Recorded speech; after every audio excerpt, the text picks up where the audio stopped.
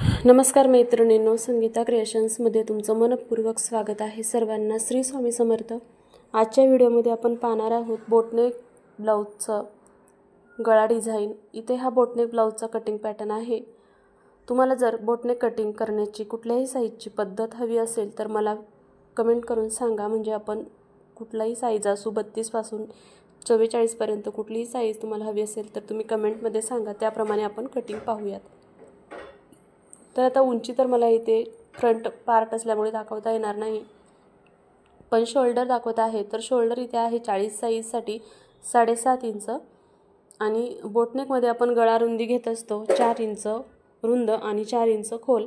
पण आता front part आहे त्यामुळे कस्टमरला पुढचा पार्ट थोडासा खोली पाहिजे होता ब्लाउजला, आणि असं करता येतं। फक्त थोडंसं गळ्यामध्ये आकार देताना थोडे चेंजेस करायचे म्हणजे शोल्डर उतरत नाही।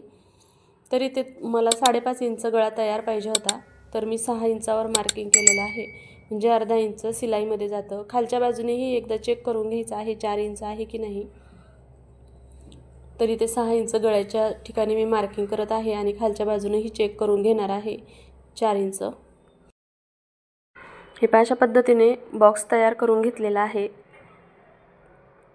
तर आता खालच्या बाजूने आपण अर्धा इंचाचं मार्जिन जाणार आहे, म्हणून मी 6 इंच खोली घेतलेली आहे गळ्याची। तर आता इथे आपण पंचकोनी गळ्याचा आकार देणार आहे। त्यासाठी मी गळ्याचा जो खालचा भाग आहे त्या खालच्या भागाकडून 2.5 इंचावरती मार्किंग करत आहे आणि इकडून एकदम गळ्याच्या मधल्या भागापासून असा पंचकोनी गळ्याचा आकार देऊन घेत आहे। आता आतला आकार देताना अर्धा इंच मी आतल्या बाजूने घेतलेला आहे, म्हणजे हा पंचकोनी गळा आतल्या बाजूने आल्यामुळे इथली गळा रुंदी जी आहे ती व्यवस्थित होईल आणि इथे शोल्डर उतरणार नाही। तर पंचकोनी गळ्याचं मी मार्किंग करून घेतलेलं आहे, हे मी कटिंग करून घेते। आता इथे मी कॅनव्हास वापरणार नाही। तुमचा जर ब्लाउज पीस खूप पातळ असेल, सुळसुळीत असेल तर इथे कॅनव्हास वापरण्याची गरज आहे, पण माझ्याकडे जो ब्लाउज पीस आहे तो काठपदर असल्यामुळे कडक आहे, इथे मी कॅनव्हास वगैरे वापरणार नाही। तर हा आहे ब्लाउज पीस। याच्या सुईच्या बाजूने मी अगोदर एक पार्ट ठेवून घेत आहे। 1/4 इंच मार्जिन घेऊन इथे शिलाई मारून घ्यायची आहे।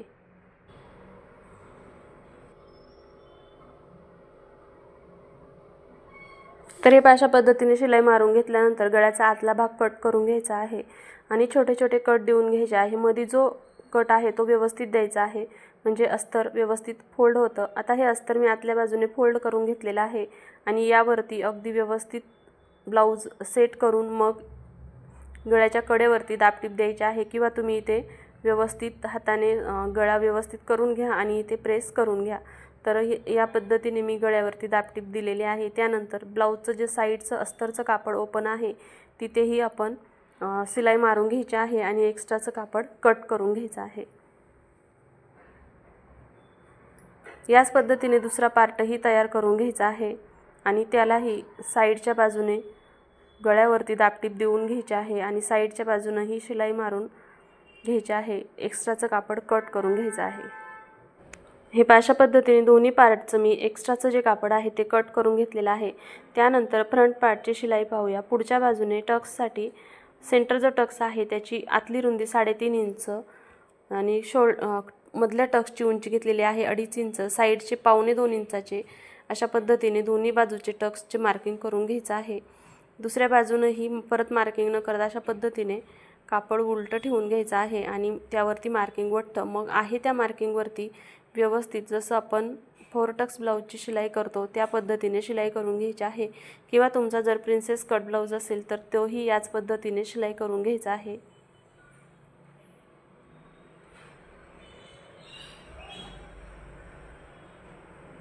हे अशा पद्धतीने हा पार्ट तयार झाला आहे। त्यानंतर आपण इथे जोडणार आहोत क्रॉस पट्टी। तर क्रॉस पट्टीच्या सुईच्या बाजूने मी अस्तर ठेवून त्याला अगोदर जोडून घेतले। त्यानंतर हा क्रॉस पट्टीचा सुईचा अस्तरचा ब्लाउजचा भाग आणि जो मेन ब्लाउजचा भाग आहे तो एकमेकांवरती व्यवस्थित ठेवून खालच्या बाजूने अर्धा इंच शिलाई मार्जिन घेऊन इथे व्यवस्थित फिनिशिंगसह शिलाई मारून घ्यायची आहे। नंतर हा पार्ट उलटून घ्यायचा आहे आणि जो ब्लाउजचा भाग आहे तो व्यवस्थित आतमध्ये फोल्ड करून घ्यायचा आहे। दोन्ही क्रॉस पट्ट्यांच्या मधोमध घ्यायचा आहे आणि नंतर दोन्ही क्रॉस पट्ट्या एकमेकांवरती ठेवून व्यवस्थित जी आतली शिलाई होती त्या शिलाईवरती ही शिलाई येईल या पद्धतीने शिलाई मारायची आहे। नंतर हा पार्ट ओपन करून घ्यायचा आहे आणि क्रॉस पट्टीचा जो खालचा भाग आहे त्यावरती पुन्हा एक व्यवस्थित डापटीप देऊन घ्यायची आहे। याच पद्धतीने दोन्ही पार्ट तयार करायचे आहेत।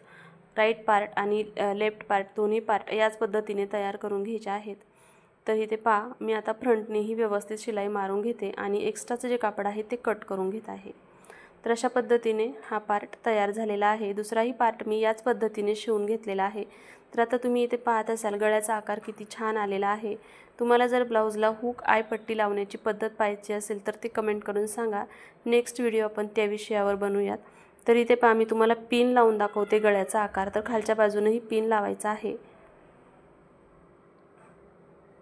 ही अशा पद्धतीने सुंदर असा पंचकोनी गळ्याचा आकार तयार झालेला आहे।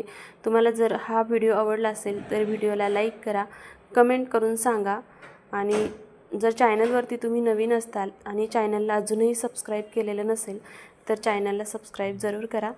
पूर्ण व्हिडिओ पाहिल्याबद्दल तुमचे मनापासून धन्यवाद। तर भेटूया उद्याच्या व्हिडिओमध्ये। तोपर्यंत सर्वांना श्री स्वामी समर्थ। पुन्हा एकदा आपण ब्लाउजचा एकदा व्यवस्थित जवळून लूक पाहायचा आहे।